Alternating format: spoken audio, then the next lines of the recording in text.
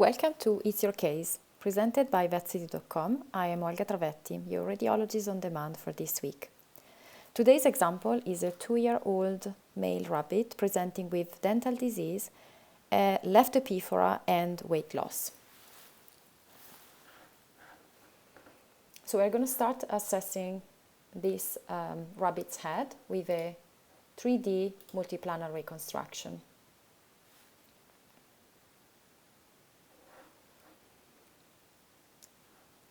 So, first of all, we can expect in a rabbit that the mandibular incisors enter in contact with the maxillary incisors at this level. So in this case, it is quite obvious that the mandibular incisors have overgrown, and now they are in contact with the rostral surface of the maxillary incisors. So we can definitely say that there is overgrowth of the mandibular incisors in this case, and it's quite important. Regarding the cheek teeth, I'm going to show you how to quickly evaluate whether or not there is overgrowth of a mandibular maxillary cheek tooth. So we can draw a line between the tip of the nasal bone and the occipital protuberance, and there shouldn't be any reserve crown extending dorsal to this level. So in this case, not one, but I would say probably all of the maxillary cheek teeth on the left side are in fact overgrowth. And if we move to the opposite side, we can see that the situation is similar.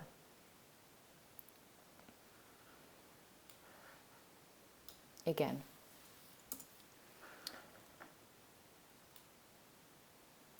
So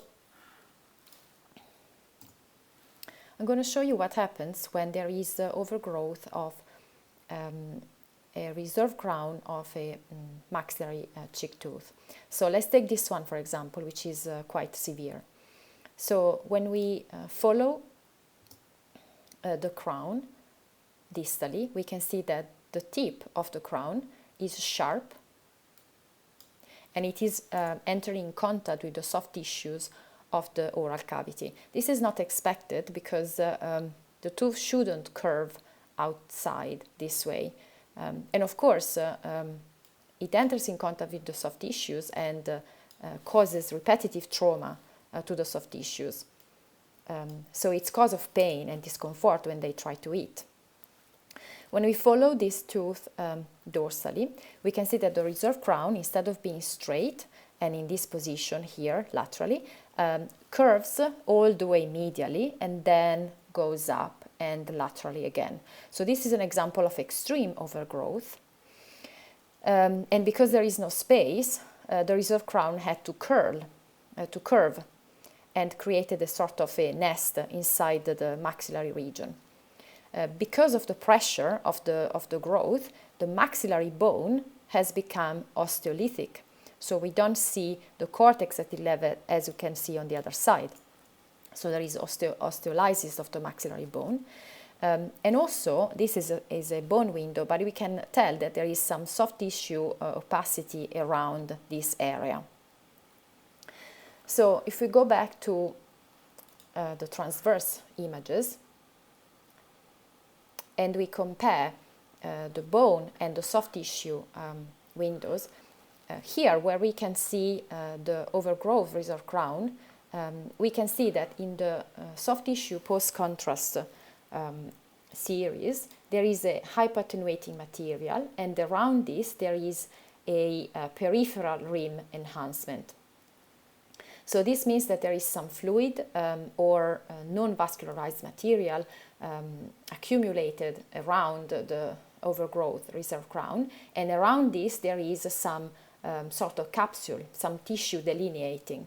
So this is what happens when you have a granuloma or an abscess. To complicate things further, in this case, the nasal cavity has been invaded. So you can see that part of the air that should be present in the nasal cavity has gone, and the nasal cavity is occupied by this huge reaction here. So this rabbit does have other areas with similar findings. So this is another maxillary cheek tooth with a sharp tip, with a spike, and the same happens for several mandibular cheek teeth. And at this level, for example, this is the first right mandibular cheek tooth.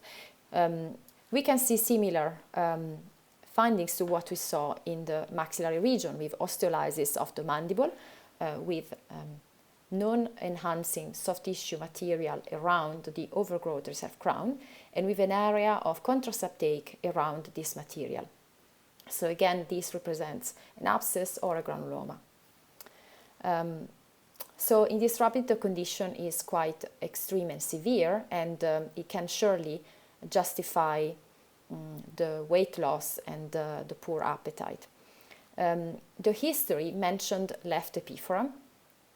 So the nasolacrimal duct goes from the eye to the rostral aspect of the nasal cavity, and it runs into the inner recess of the maxillary bone at this level.